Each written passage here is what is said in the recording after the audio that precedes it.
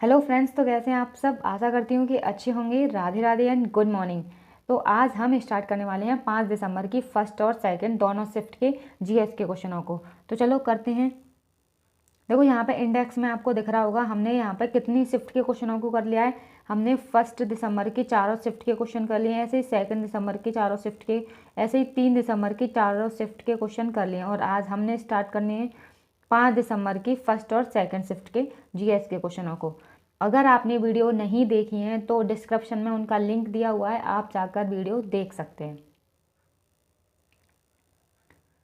तो पहला क्वेश्चन है हमारा कि निम्नलिखित में से किस वर्ष भारतीय राष्ट्रीय कांग्रेस का विभाजन नरम दल और गरम दल में हुआ था। यानी कि in which of the following years was the Indian National Congress split in two groups named as the moderates and the extremist. तो किस ग्रुप में हुआ था और कब हुआ था। तो इसका आंसर होगा आपका यहाँ पे 1907 यानी कि 1907 में हुआ था। कब हुआ था? 1907 में। देखो 1907 में क्या हुआ था, सूरत में यानी कि भारतीय राष्ट्रीय कांग्रेस का अधिवेशन हुआ था। और इसी टाइम पे क्या हुआ था, जो हमारी जो कांग्रेस थी वो दो पार्टी में यानी कि डिवाइड हो गई थी। किसमें? नरम और गरम दल में। ठीक है, यानी कि मॉडरेट और एक्सट्रीम में हो गई थी। इसे सूरत विभाजन भी कहते हैं। क्या कहते हैं? सूरत विभाजन। और 1907 में इसकी अध्यक्षता किसने की थी? तो वो थे रास बिहारी घोष। किसने की थी? रास बिहारी घोष ने की थी। नेक्स्ट क्वेश्चन है हमारा सेकंड, किस शहर को भारत का मैनचेस्टर कहा जाता है। यानी कि which city is called the Manchester of India. तो इसका आंसर होगा आपका अहमदाबाद। कौन सा आंसर होगा इसका? फर्स्ट ऑप्शन होगा अहमदाबाद। देखो जो अहमदाबाद है ना, ये साबरमती नदी के तट पर स्थित है। किस नदी के? साबरमती नदी के। और इसका जो पानी है ना, वो धागे को रंगने के लिए बहुत यूजफुल होता है। तो इसीलिए हम क्या कह सकते हैं कि अहमदाबाद को भारत का मैनचेस्टर कहते हैं। और देखो यहाँ पे हैदराबाद दिया हुआ है। हैदराबाद को हम क्या कहते हैं? इसको मोतियों का शहर भी कहते हैं, है ना। और जो विशाखापट्टनम है इसको हम दक्षिण भारत का रत्न कहते हैं। और लुधियाना है, इसे लोदियों का शहर कहते हैं। किसका? लोधी का शहर। क्वेश्चन नंबर थर्ड है यहाँ पे, सार्वजनिक संपत्ति की रक्षा करना और हिंसा को त्यागना भारतीय संविधान में एक, यानी कि to safeguard public property and to abjure violence is a dash in India constitution. तो किस में कहा गया है ये सब? तो ये कहा गया है हमारे मौलिक कर्तव्य यानी कि फंडामेंटल ड्यूटी। किस में कहा है? Fundamental duty. देखो जो हमारे मौलिक कर्तव्य थे उन्हें स्वर्ण सिंह समिति की सिफारिश पर 42वें संविधान संशोधन जो हुआ था 1976 में, उसके तहत इन्हें संविधान में जोड़ा गया था। अगर हम बात करें कि ये किस भाग में आते हैं, तो ये हमारे संविधान के भाग 4A यानी कि 4A में आर्टिकल 51A में आते हैं। और ये हमने कहाँ से लिए हैं? ये हमने मौलिक कर्तव्य लिए हैं यूएसएसआर से। कहाँ से? यूएसएसआर से। फोर्थ क्वेश्चन है, देखो यहाँ पे थोड़ा मौलिक कर्तव्यों के बारे में दिया है, तो आप इनका स्क्रीनशॉट ले लेना। संविधान का पालन करना है ना, राष्ट्र ध्वज और राष्ट्रीय गान का सम्मान करना, स्वतंत्रता संग्राम के आदर्शों का पालन करना, भारत की संप्रभुता और अखंडता की रक्षा करना, देश की रक्षा करना और आह्वान किए जाने पर राष्ट्रीय सेवाएं प्रदान करना, आपसी भाईचारे की भावना, है ना, समग्र संस्कृति का रक्षण करना, प्राकृतिक पर्यावरण का रक्षण करना, वैज्ञानिक सोच विकसित करना, सार्वजनिक संपत्ति की रक्षा करना और हिंसा को त्यागना, उत्कृष्टता के लिए प्रयास। सभी माता पिता अभिभावकों का कर्तव्य है कि वे अपने 6 से 14 साल तक के बच्चों को स्कूल भेजें। ये सभी हमारे 11 टोटल क्या हैं? मौलिक कर्तव्य हैं। नेक्स्ट क्वेश्चन पर चलते हैं हम। 2001 की जनगणना के अनुसार लिंगानुपात प्रति 1000 पुरुषों पर महिलाएं हैं। तो प्रति 1000 पुरुषों पर कितनी महिलाएं हैं? तो इसका आंसर होगा यहाँ पे आपका 933। कितना होगा? 933। देखो 2011 में हमारे देश की क्या हुई थी? 15वीं राष्ट्रीय जनगणना हुई थी। और इस टाइम पे जो थे श्री सी चंद्रमौली जो थे, उनके मार्गदर्शन में ये आयोजित हुई थी। और 2011 का जो नारा था वो क्या था? हमारी जनगणना हमारा भविष्य। फिफ्थ क्वेश्चन है यहाँ पे कि the British parliament transfer the power of the East Indian crown in, यानी कि ब्रिटिश संसद ने डैश में ईस्ट इंडिया कंपनी की शक्तियों को ब्रिटिश साम्राज्य के हाथ में सौंप दिया था। तो कब सौंपा था? तो इसका आंसर होगा आपका यहाँ पे 1858। कब? 1858। क्वेश्चन नंबर 6 है यहाँ पे, in all AIBA boxing competition the rest time between each round dash is minute, यानी कि सभी जो AIBA मुक्केबाजी जो प्रतियोगिता है उसमें प्रत्येक राउंड के बीच जो रेस्ट का जो टाइम मिलता है वो कितने टाइम का मिलता है? तो वो मिलता है आपका 1 मिनट का। कितने का? 1 मिनट के लिए मिलता है। देखो इसमें नॉर्मली 4 से और 12 राउंड होते हैं। कितने होते हैं? 4 से 12 राउंड होते हैं। और हमें हर मतलब राउंड के बाद 1 मिनट का जो है रेस्ट के लिए टाइम मिलता है। अगला क्वेश्चन है यहाँ पे, जैसे AIBA यहाँ पे दिया है, तो इसकी फुल फॉर्म होती है एमेच्योर इंटरनेशनल बॉक्सिंग एसोसिएशन। इसे इंटरनेशनल बॉक्सिंग एसोसिएशन भी कहा जाता है और इसका जो गठन था वो 1946 में हुआ था। इसका जो हेडक्वार्टर है वो कहाँ पर है, तो ये है लोसाने यानी कि स्विट्जरलैंड में है। क्वेश्चन नंबर 7 है, which organic compound has the structure RCOOH with R referring to the alkali, alkyl, alkenyl और एरिल, है ना, एरिल और अदर ग्रुप्स, यानी कि किस कार्बनिक यौगिक की संरचना RCOOH जिसमें R एल्काइल, एल्केनाइल और एरिल या अन्य समूह को प्रदर्शित करता है, तो किस ग्रुप में करता है? इसका आंसर होगा आपका यहाँ पे कार्बोक्सिलिक अम्ल। क्या? कार्बोक्सिलिक एसिड भी कह सकते हो, कार्बोक्सिलिक अम्ल भी कह सकते हो, है ना। देखो यहाँ पे हमें जैसे दिया हुआ है ये क्या, कीटोन, तो कीटोन का जो होता है वो CO होता है ना, एल्डिहाइड कहते हैं हम, CHO इसका जो फॉर्मूला है। और एस्टर जो होता है इसका यूज जो होता है वो किस में होता है, जो तेल वगैरह होते हैं और फेरोमेन उनमें होता है एस्टर का यूज। क्वेश्चन नंबर 8 है, स्वतंत्रता दिवस पर भारत के प्रधानमंत्री द्वारा ध्वजारोपण समारोह दिल्ली में निम्नलिखित में से किस स्थान पर आयोजित किया जाता है? यानी कि the flag rising ceremony by the prime minister of India on independence day is he eight which of the following places in Delhi. तो दिल्ली में किस जगह पर जो प्रधानमंत्री द्वारा झंडा जो है वो फहराते हैं, यानी कि ध्वजारोपण करते हैं, तो वो कहाँ पे करते हैं? रेड फोर्ट पे। कहाँ पे करते हैं? Red fort. तो आपका आंसर कौन सा होगा? 4 वाला जो आंसर है वो बिल्कुल सही होगा, ठीक है। और हम इसकी बात करें कि जो 15 अगस्त 1947 में जब हमारा देश आज़ाद हुआ था, तो सबसे पहले जो प्रधानमंत्री बने थे पंडित जवाहरलाल नेहरू। उन्होंने दिल्ली लाल किले के लाहौरी गेट में, कहाँ पे? लाहौरी गेट के ऊपर भारतीय ध्वज को फहराया था। देखो यहाँ पे दिया है कि यानी कि कुछ ऐसे मतलब मंत्री भी रहे हैं, वो कुछ वजह से यानी कि वहाँ पे झंडा नहीं फहरा पाए हैं, ठीक है। लाल किले पर 5 से अधिक बार झंडा फहराने वाले मंत्रियों की सूची देखो, इंदिरा गांधी है, उन्होंने 1966 से 1967 तक उन्हें कम से कम 11 बार ये मौका मिला था झंडा फहराने का। मनमोहन सिंह जी हैं, उन्हें 10 बार झंडा फहराने का मौका मिला। नरेंद्र मोदी हैं, भारत के वर्तमान प्रधानमंत्री नरेंद्र मोदी 2014 से और अब तक लाल किले पर भारतीय ध्वज फहरा रहे हैं। अटल बिहारी वाजपेयी हैं, वे एकमात्र गैर कांग्रेसी प्रधानमंत्री हैं जिन्होंने 6 बार लाल किले पर भारतीय ध्वज फहराया है। राजीव गांधी और नरसिम्हा राव ने 5-5 बार राष्ट्रीय ध्वज फहराया है। नेक्स्ट क्वेश्चन है हमारा यहाँ पे 9, Rukmini Devi Arundale is the exponent dance form, यानी कि रुक्मणी देवी हैं वो किस डांस फॉर्म से रिलेटेड है? तो वो है आपकी भरतनाट्यम से। किससे संबंधित है? भरतनाट्यम से। तो इसका आंसर होगा आपका फर्स्ट वाला। देखो रुक्मणी देवी की बात करें तो जो रुक्मणी देवी हैं भरतनाट्यम की एक प्रतिष्ठित नृत्यांगना और कोरियोग्राफर भी थी, है ना। 1956 में रुक्मणी देवी को क्या हुआ था? पद्म भूषण से सम्मानित किया गया था और 1967 में उन्हें संगीत नाटक अकादमी फेलोशिप भी मिली थी।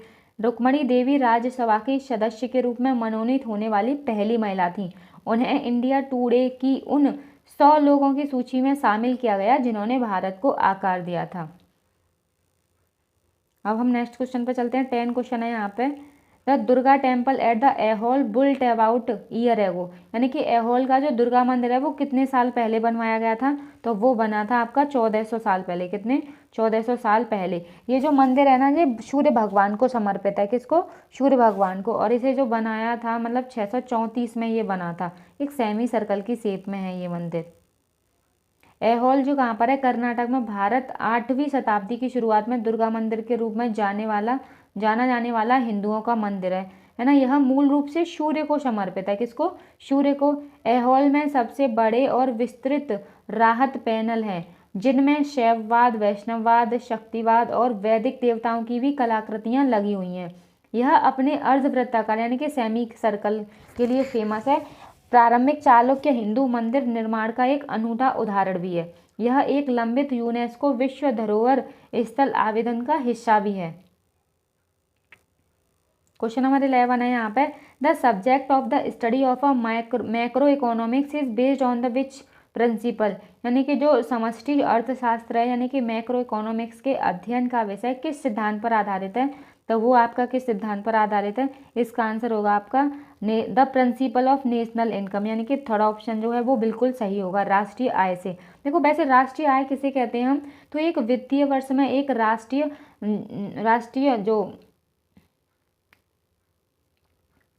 देखो राष्ट्रीय आय किसे कहते हैं, एक वित्तीय वर्ष में एक राष्ट्र द्वारा उत्पादित जो वस्तुओं और सेवाओं को जो क्या कहते हैं हम, नेशनल इनकम कहते हैं। ठीक है,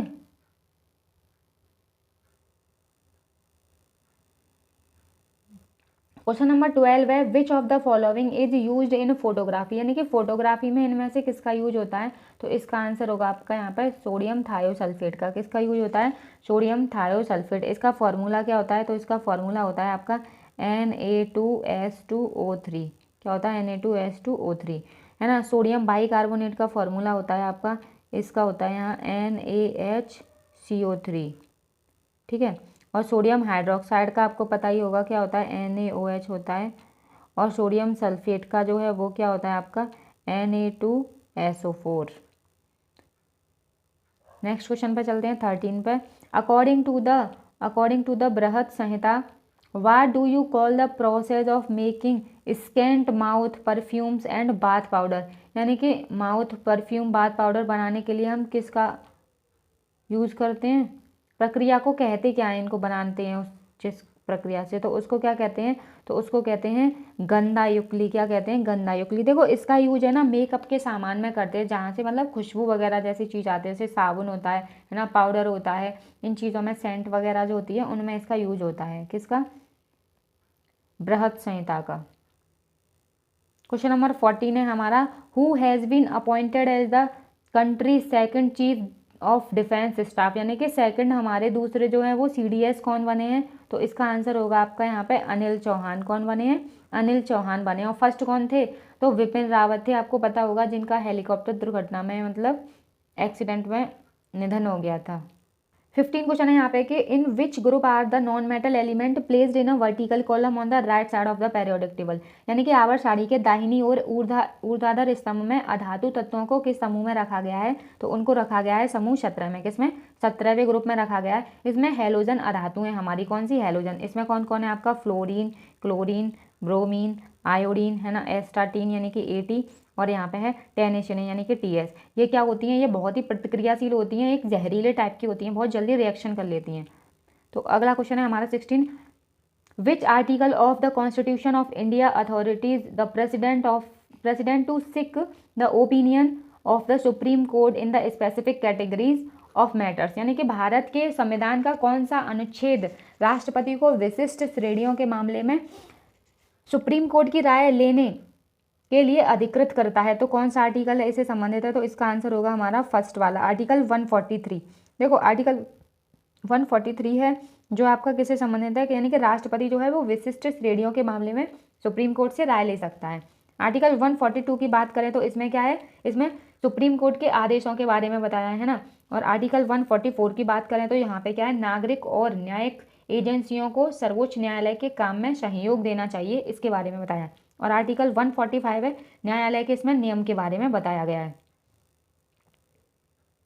क्वेश्चन नंबर 17 है हमारा, क्या है, nuts, vegetables, oil and fish are good source of which of the following, यानी कि मेवे, वनस्पति तेल और मछली इनमें से किसके सबसे अच्छे स्रोत हैं। तो वो किसके अच्छे स्रोत हैं, तो इसका आंसर होगा आपका यहाँ पे हेल्थ फैट्स के। क्या, हेल्दी फैट्स के, यानी कि स्वस्थ वसा।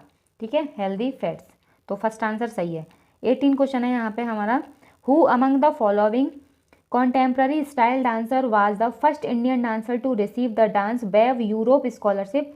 She also won the 2002 American Choreography Award for her work in the movie लगान।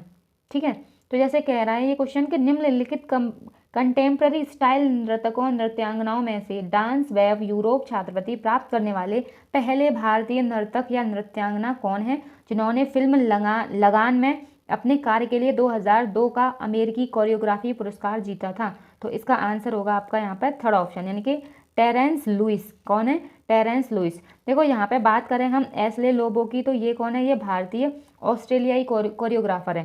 ठीक है, यहाँ पे बात करें पद्मिनी चटूर की, तो ये कौन है, ये हैं भरतनाट्यम के मतलब नर्तक हैं कह सकते हैं। और अगले फोर्थ है हमारे शक्ति मोहन, ये कौन है, ये भारतीय नर्तक और कोरियोग्राफर हैं।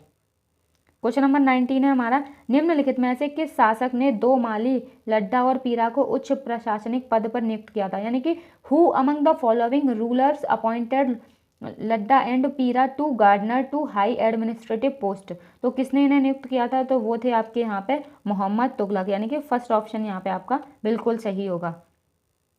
Honour of an Indian musician the US state of Massachusetts, है ना, प्रोक्लेम्ड 20 अप्रैल एज इन 1984। एक भारतीय संगीतकार के सम्मान में अमेरिकी राज्य मैसाचुसेट्स ने 1984 में 20 अप्रैल को के रूप में घोषित किया था। तो किसको किया था? तो इसका आंसर आपका होगा यहाँ पे अहमद अली खान दिवस के रूप में। किसके में?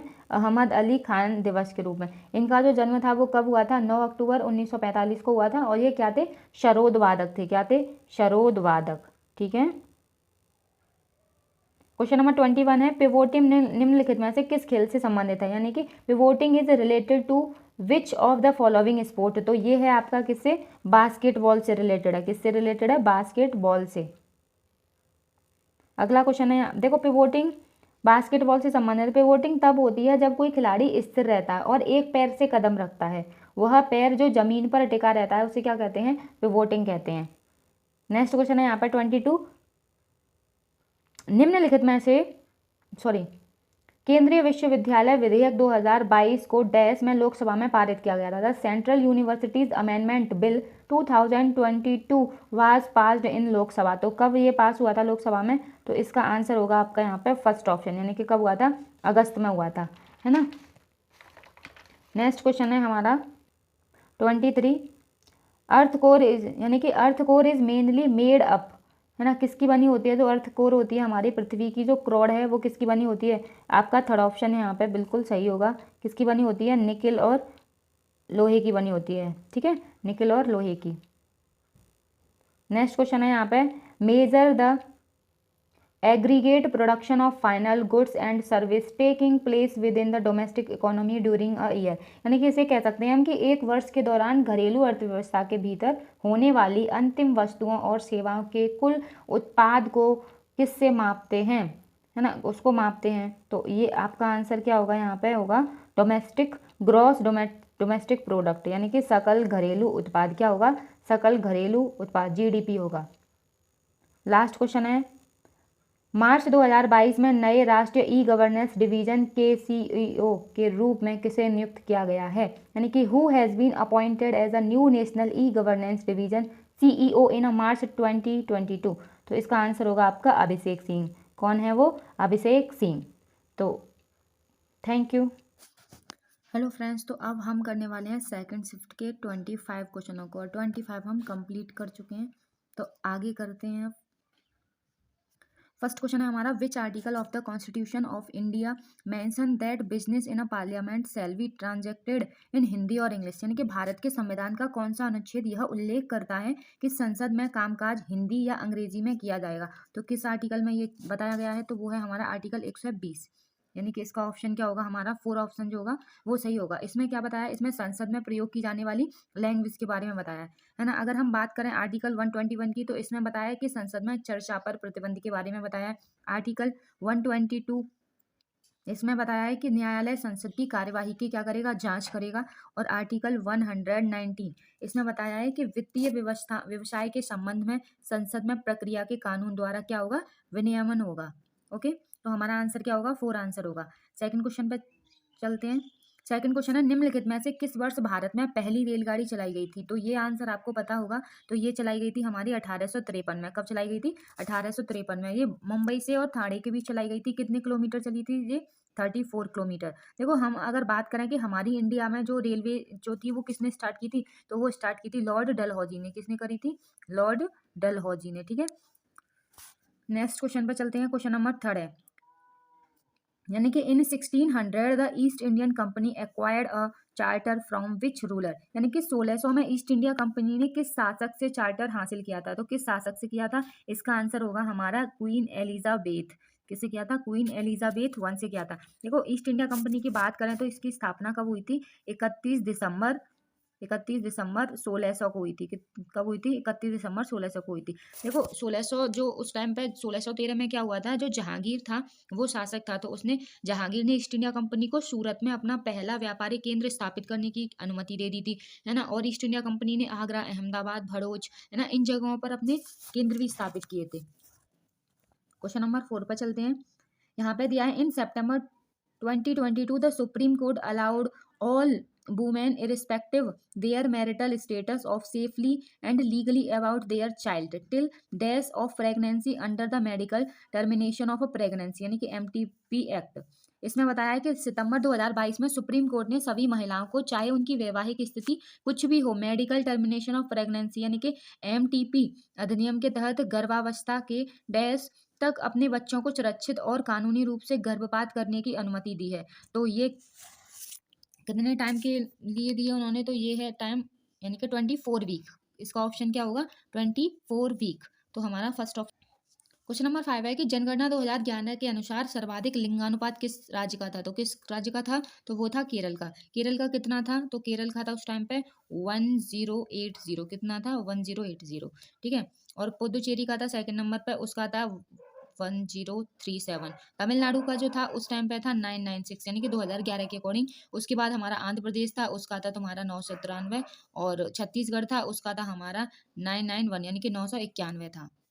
क्वेश्चन नंबर 6 पर चलते हैं। भारत में उत्तरी मैदानों में चलने वाली गर्म शुष्क हवाओं को किस रूप से में जाना जाता है, तो हम कह सकते हैं hot dry winds blowing in the northern plains in India are known as. तो किस नाम से जानते हैं, तो उसको कहते हैं हम लू। क्या कहते हैं, लू। देखो अभी यानी कि जो तेज धूल भरी जो गर्म हवाएं चलती है वो मई जून में चलती हैं, है ना, तो उसी को क्या क्या कहते हैं हम लू बोलते हैं, है ना।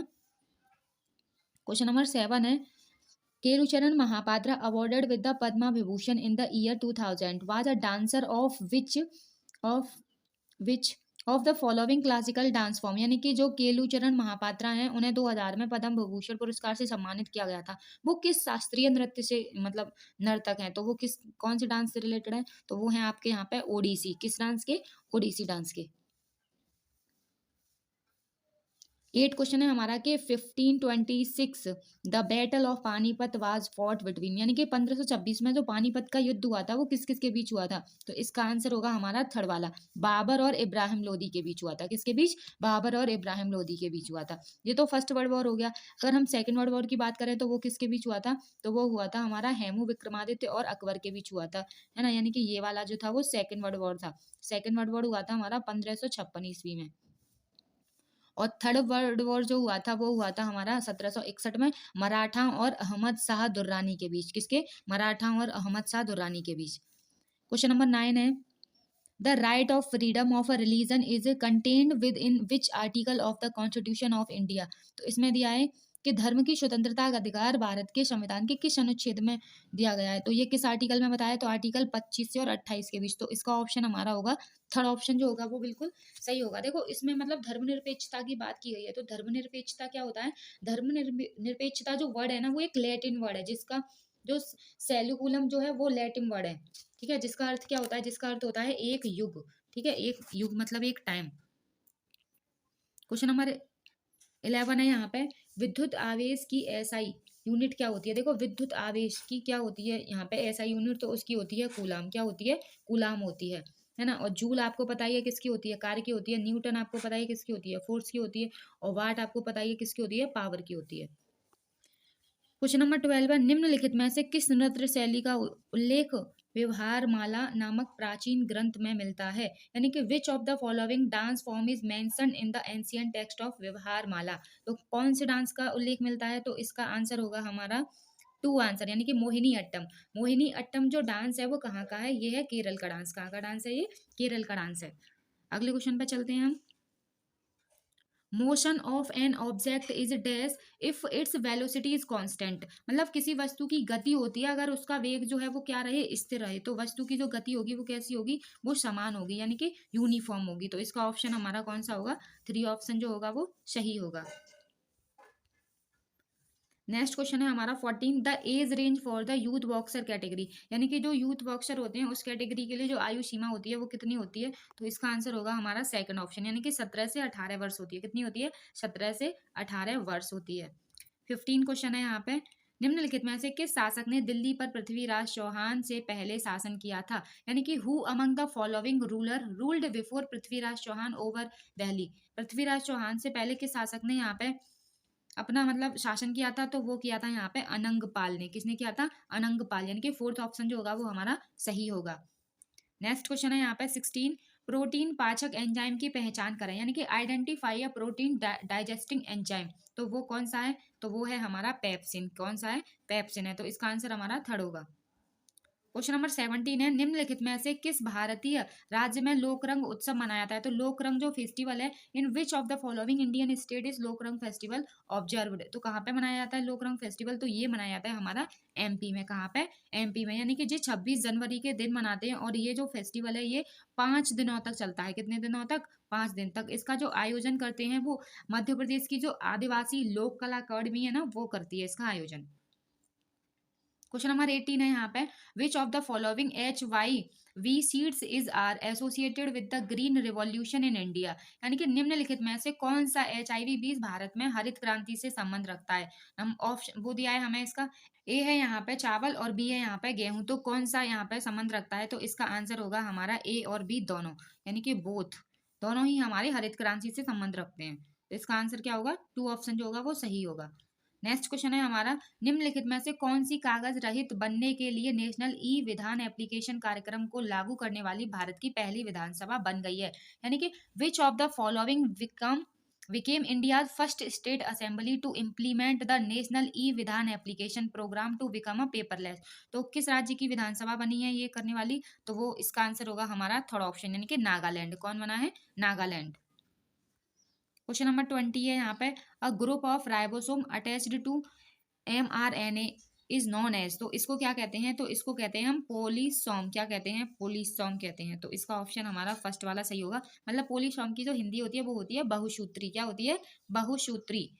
यानी कि जो राइबोसोम होते हैं वो किससे अटैच्ड होते हैं? mRNA से। उसको क्या कहते हैं? तो उसको बहुसूत्री कहते हैं।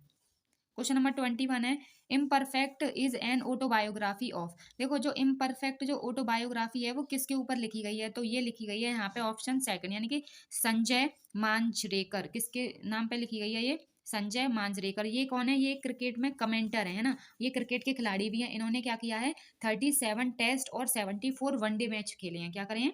37 जो है इन्होंने तो टेस्ट मैच खेले हैं और 74 जो है वो वनडे मैच खेले हैं। क्वेश्चन नंबर 22 है, which of the following is not an indirect test?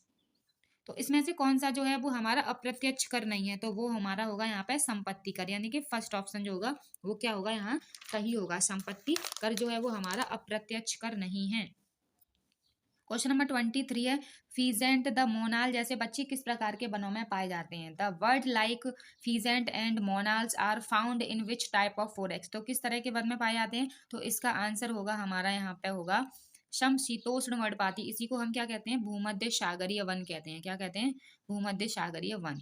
ठीक है, तो इसका ऑप्शन हमारा फर्स्ट ऑप्शन सही होगा। 24 क्वेश्चन है, टेनिस में निम्नलिखित में से कौन सा स्कोर एक पूर्ण सेट होता है? यानी कि in tennis which of the following score is a complete set? तो इसका आंसर होगा हमारा ऑप्शन होगा सेकंड। ठीक है, 6 से 4 राउंड जो होते हैं वो यहाँ पे कंप्लीट सेट होते हैं। क्या होते हैं? कंप्लीट राउंड होते हैं। नेक्स्ट क्वेश्चन है 25, लास्ट क्वेश्चन है ये, निम्नलिखित में से किस युग में कैटल ह्यूक सबसे प्रसिद्ध पुरास्थलों में से एक था? In which among the following period Catal Huyuk was one of the most famous sites? तो किस युग में था? तो इसका आंसर होगा यहाँ पे हमारा फर्स्ट, यानी कि नवपाषाण युग में। कब था? नवपाषाण युग में। देखो अब हमने यहाँ पे 25 क्वेश्चन कर लिया। तो यहाँ पे मैं 10 क्वेश्चन जो था वो शायद स्लाइड में नहीं ले पाई, तो इसीलिए मैं यहाँ पे इस क्वेश्चन को अटैच कर दे रही हूँ। तो इसको एक बार आप पढ़ के देख सकते हो, है ना। और इसका जो आंसर है क्वेश्चन ही बता दे रही हूँ मैं। तो इसका क्वेश्चन है 10 वाला, किस योजना के तहत लेफ्टिनेंट गवर्नर मनोज सिन्हा ने जम्मू कश्मीर में उम्मीद मार्केट, है ना, उम्मीद मार्केट लैश का उद्घाटन किया? तो किस योजना के तहत किया है? तो वो है हमारी भारतीय विमानपत्तन प्राधिकर की AVSAR योजना के तहत। कर देना, और ज़्यादा अच्छा लगा हो तो सब्सक्राइब भी कर देना। तो हम मिलते हैं कल नेक्स्ट वीडियो के साथ।